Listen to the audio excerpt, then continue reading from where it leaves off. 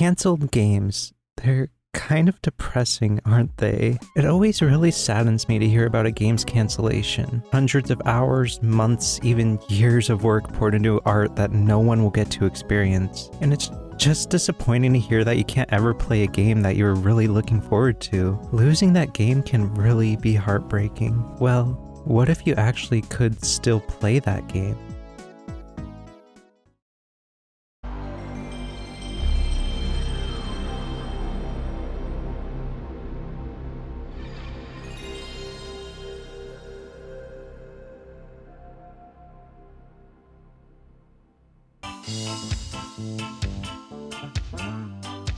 Oh, thank God. This is Gex Jr., a cancelled spin-off of the ever-so-popular Gex franchise. Gex Jr. was developed by Image Builder, who mostly made educational games for the PC, but they had bigger dreams of making Gecko stepping for Blues Clues. Not educational games. So they made this demo to show to Eidos Interactive in hopes of striking a publishing deal for a whole game on the PS1. And Eidos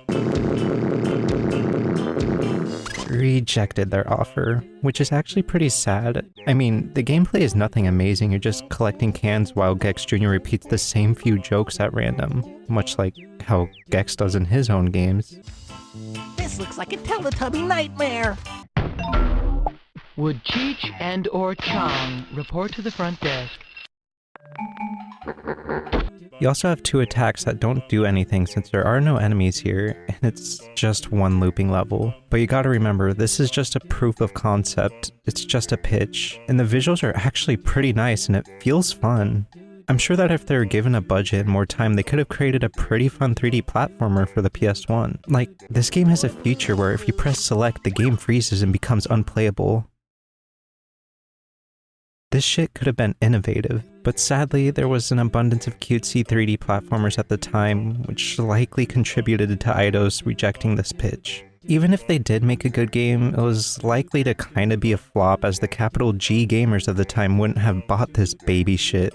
They wanted cool games like Resident Evil, Metal Gear Solid, and Thrill Kill. Now this is a real game. Thrill Kill is a BDSM fighting game? I don't know how else to explain it. Like, it's like those old wrestling games, except it has fetish stuff and lots of gore. It's trying very hard to be offensive to get marketing on the news like a lot of other games of its time. But this game is actually pretty fun. It's a 1v4 fighting game, but it doesn't have health bars. Instead, you have your own bar that fills up the more you do damage, and once it's all the way full, you power up, I guess, and then you choose who you want to kill. In a multiplayer setting, this is actually really fun. All your friends running away from you while you chase them down and fucking kill them in one shot, no matter how good or bad they are. This shit feels like a Mario Party minigame. It's awesome. If you have some weird fucking freak friends, I highly recommend this. You can even get physical copies of this game and invite some friends over to play PS1 with you. And yes, that's right, this is a nearly fully complete game. I mean, I thought it was complete until I tried to do a move that kind of broke the game. Like, it has so many modes and characters and arenas. This is a full, fun game, albeit a tiny bit clunky and, of course, offensive. But the clunk and weirdness adds to the charm for me personally. Hi, me editing. This is a little correction. This game was fully finished, but I just got unlucky with one glitched animation that broke the game. I thought the animation just wasn't implemented yet, but no, this is a fully complete game. The only reason why it was cancelled in the end was because it got an adults only rating, which meant it was unpublishable on any home console at the time. Hopefully we'll get to see this game really shine at EVO someday, but for now it just exists for the weirdos on the internet. Shout out to Violet and Belladonna, the best characters here. Also, a quick fun fact before we move on, when this game got cancelled, it got reworked into a Wu-Tang Clan game. Fucking awesome. But you know what didn't get reworked into a Wu-Tang Clan game? Baldur's Gate on the PS1. Man, what could have been? This is actually really impressive. It seems that the whole game might actually be here. Sure, it runs and looks pretty rough, but it's all of Baldur's Gate on the PS1. Of course it does. If you don't know, Baldur's Gate is a massive series of CRPGs. They don't play like normal video game RPGs. They use the Dungeons & Dragons systems for their games, and with the freedom that that system provides, these games end up being pretty big in size. And man, they did their best to get these all on these PS1 discs, which makes it even sadder that it never got released. But I can kind of see why. This is not a good way to play this game at all. And this is coming from someone that's never played Baldur's Gate 1, or even D&D for that matter, but I can tell that this is not how this game's supposed to run, and I had a pretty weird time when I actually tried to play it. I really had no idea what I was doing here, lol. In my attempt to play this game, I made a halfling girl named Balbo. She's a chaotic evil fighter who is strong as shit and dumb as rocks. I then started the game and immediately fought the first guard I saw who chased me down and killed me. This death cutscene is actually really cool though. I really want to play more, but sadly, as you can probably tell, I am not the best person to dive into this port. All I can really do is compare it to gameplay footage of the original version of BG1, and they did a pretty good job. This port was made by a now defunct company called Runecraft. They didn't make anything else super well known and are pretty unknown themselves. It's pretty sad that they couldn't release this, really. I can't find much information for this port online or anyone else even really talking about it, so I really hope someone else can find and cover this. I'm very curious about it, but this has made me want to play Baldur's Gate. It seems cool as fuck. Another very impressive port is Resident Evil 2 on the Game Boy Advance, developed by Raylight Studios. It all depends on your skill. Go for broke. Huh? This just happens whenever you press R. Another innovative feature lost to cancellation. Kind of. This was a tech demo made to show how powerful the Game Boy Advance really is, but it was later pitched to Capcom in hopes of turning it into a full game, but sadly they rejected it. So it wasn't exactly cancelled, it just wasn't really given a chance in the first place. But goddamn, the GBA was pretty powerful. This shockingly runs pretty good. The N64 port was already a miracle. How the fuck did they do this? It's not even as difficult to play as you might think. The tank controls still feel pretty good here. They translate very well. And even with so many 3D models on the screen, it doesn't chug too much.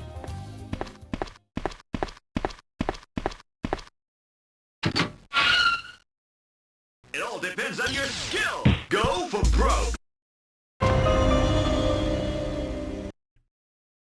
Huh? This also just wasn't a one-time thing. HotGen Studios tried to do the same thing with Resident Evil 1 on the Game Boy Color earlier. Damn, this is way crunchier than RE2 GBA, but it's still incredibly impressive. This one was actually nearly finished. After being delayed, it got about 90% completed before being cancelled. Much like our last cancelled port I'd like to mention here, Half-Life on the Dreamcast. This was developed by Gearbox Studios, who later made the Half-Life port on PS2. It's only getting a mention because I haven't personally played Half-Life yet, so I wouldn't be able to cover how well done this port is. I only played the infamous original Xbox version of Half-Life 2 when I was like 15, and I don't remember anything about it. But this port for the Dreamcast was very hyped up. Even Gabe Newell was hyping it up, and from what I can tell from what fans of this game are saying, it would have been a pretty good way to play this game if you didn't have a computer at the time. The graphics were upgraded, it was supposed to have new exclusive content, and it was even going to include the new Blue Shift campaign. The controls are pretty horrible though, as it uses the face buttons to move and the left and only joystick to aim. But it can be played with a Dreamcast mouse and keyboard. But the biggest issue is definitely the load times. It seriously has to stop you in your tracks to load every couple minutes, and the load is long. But other than that, it's perfectly fine. The history behind this port is pretty interesting, so if you're interested, I'd recommend looking it up or playing it yourself. Resident Evil 2 wasn't the only cancelled 3D GBA game though. There's also a voxel-based version of Banjo Pilot, which was just reworked into the Banjo Pilot we all know and love today. And then there is Mario Kart XXL. Neither of these are cancelled games. I saw these come up several times while researching these topics, but they were never intended to be full games. The voxel version of Banjo Pilot was just an early version of Banjo Pilot, and Mario Kart XXL was just a tech demo showcasing the Game Boy Advance's 3D capabilities. But I thought they were worth bringing up because I think it's cool that people are making an effort to preserve these obscure games, as Mario Kart XXL was lost until recently. Hello, it's me editing again. As you can tell from this article, I was completely wrong, and this was actually a pitch. I don't know where I got the previous information, but I was wrong. And the creator that made this demo did actually get to work on a racer for the Game Boy Advance. Crazy Frog Racer, which is arguably a way better contribution to society than Mario Kart. Preservation is very cool, even with something as obscure and small as this. I also really want someone to find this 3D Mario model. I know it's probably impossible and it's probably long gone, but I need to see this uncompressed. Look at him, what the fuck is wrong with him?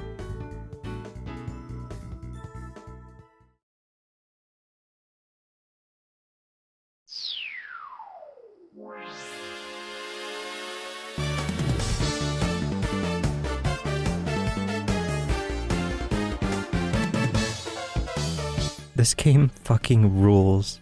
Rent-A-Hero number 1 is a remake of the Japan-exclusive Sega Genesis game Rent-A-Hero, a comedy RPG where you play as a hero for hire, taking up jobs around town and helping people out. This game was quite different for its time though, as it was an RPG that used fighting game mechanics instead of turn-based battles. Rent-A-Hero number 1 is still pretty similar, but now in 3D. I would kind of describe it as Yakuza before Yakuza, but I've only played a tiny bit of Yakuza, so don't trust me on that. I see a kinda open world RPG with fighting game mechanics and my dumb gamer brain thinks, oh, that's Yakuza. It even has Sega everywhere too.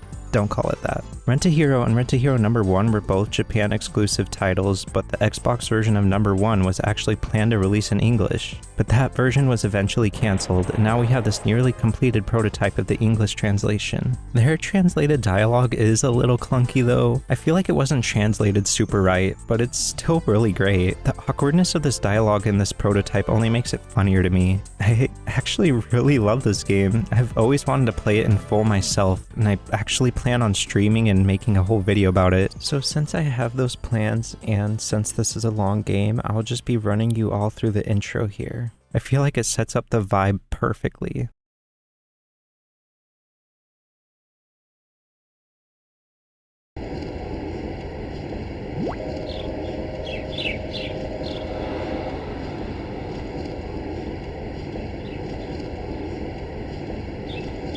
Please ignore this, don't bring it up. Rent-A-Hero number 1 starts off with your family throwing a party as you all just moved into town due to our dad's work, and they wanted to introduce themselves to the neighborhood. And what a party this is, just look at everyone going fucking crazy here. Our dad tells us to introduce ourselves and we get to meet all of our wacky neighbors who are just having the time of their lives until we find out that Baron has eaten all of the food.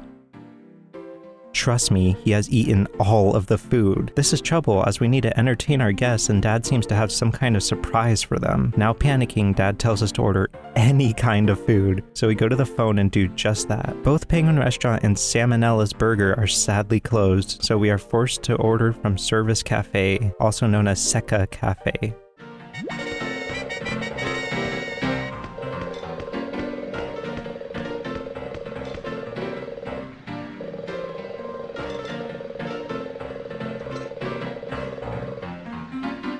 Your new invention? Hello, this is Pizza Hut, home of the pizza. What would you like to order? Hi, could I get a... You won! You're the winner! We have a new experiment prepared just for you. Okay, but, And we're bringing it over to you right now. See you soon. I didn't even get to order. We see our dad going upstairs to prepare for a surprise. A dinosaur costume that he wore at a carnival? Apparently it's good luck. He has a point too, all of the guests are just eating it up. We then go to get our order. This cafe brings us pizza and a box with what appears to be a superhero costume. Perfect timing as our dad realizes we can put on a show for our guests together, and he's actually proud of me. That's so sweet. Go, go! Go, go! Go! Go!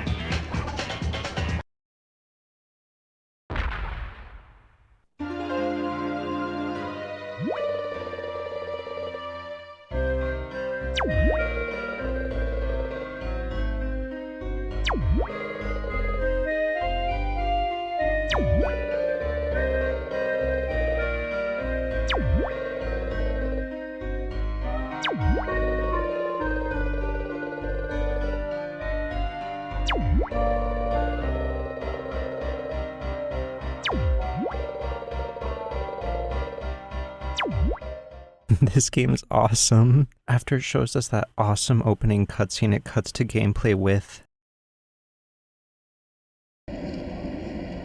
this ambience.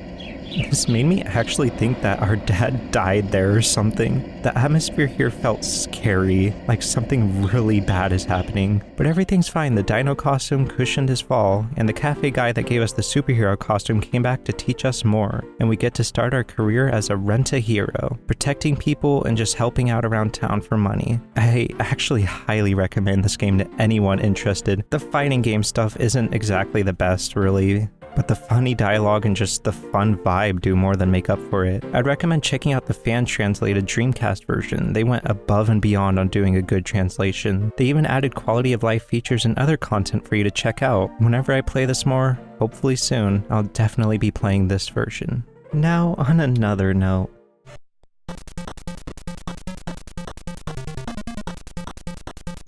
this is Cheetahmen 2. Some of you may recognize what this is, some of you may not. But before I talk about why these games are so infamous, let's talk about this canceled game itself. So I usually like bad retro games. I mean, there's a reason why I keep covering them on this channel. I love playing these games and they're really funny to me, but this one is just...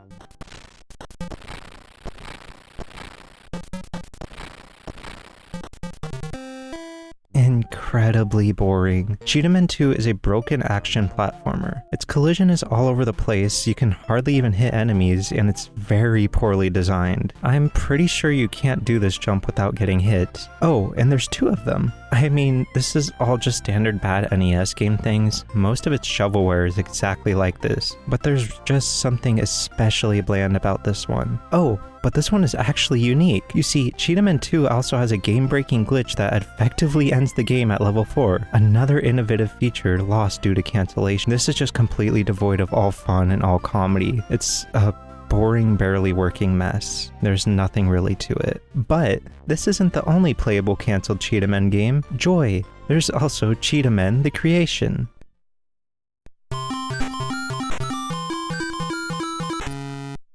This is one of the most unplayable games I've ever played. You see, while Cheetahmen 2 was just boring, this one is frustrating as all hell. It's mostly due to this jump. It just doesn't work. Sometimes you can move while jumping, sometimes you can't. Sometimes you only move a little bit, sometimes you move a lot. Sometimes you can jump high enough, sometimes you can't. I genuinely have no idea what's going on with it. I've never seen such a broken jump in a platformer, and I've played so many horrible retro platformers here. Why is it so bad? It's a gamble anytime you want to jump somewhere. I found myself bracing myself every time I needed to hop over a pit. Damn, these games are just genuinely miserable.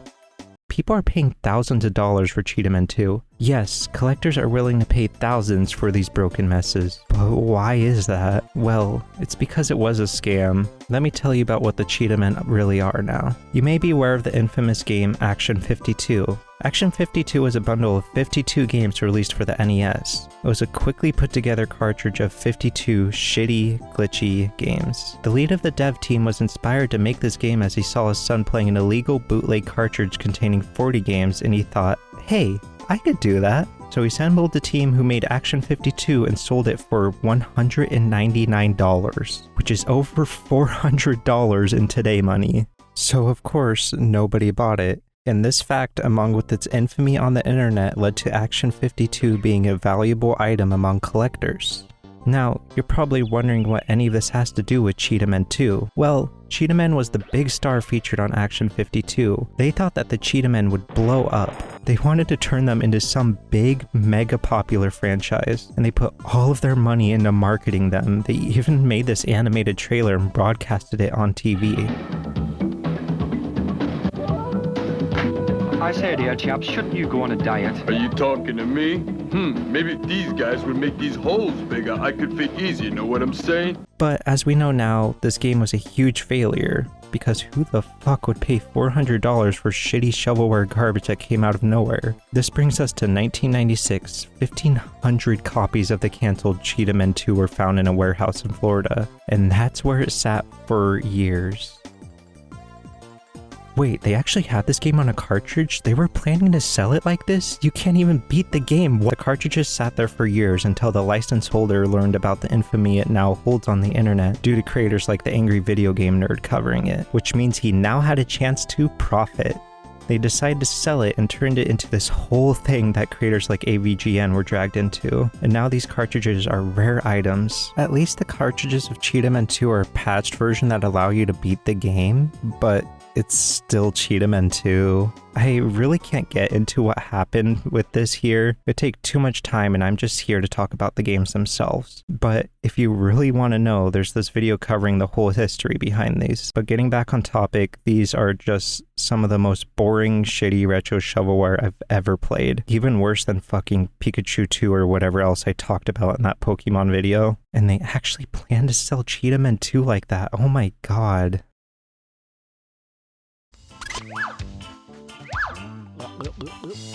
I'm your father, Luke. Now, despite of what I just talked about, video games are very cool. Crazy statement, yes. But no matter the quality, it sucks to see them get cancelled. Do you know how much work it takes to make a game? It's genuinely a miracle that we get all the games we do now. This is why, even though I picked on all of these games a bit, I still wish they got their chance to shine, where these creators' works to be played and appreciated. Except for like Cheetahmen 2, maybe not that one. But most of these cancellations are often out of the developer's control, mostly decided by higher-ups and shitty corporations. Some of these playable canceled games actually did get released in an official manner though, like the canceled Star Fox 2 for the SNES being released in full on the SNES Classic and later on Switch Online. But most of these are just abandoned, only being seen in leaks. But there's a lot of these games, way more than what I've covered here. And if you want to know more, I'd recommend checking out the unreleased games page on the cutting room floor. It's where I found most of these games, and it's a lot of fun learning about these. Like, did you know that Jack Sprite vs. the Crimson Ghost was cancelled for balls? Have you been living under a fucking rock? There's a lot of interesting games here, and I really want to play and talk about more of them. But I didn't want to overload you guys with information about these and make this video drag on forever. So until then, I'll see you all later.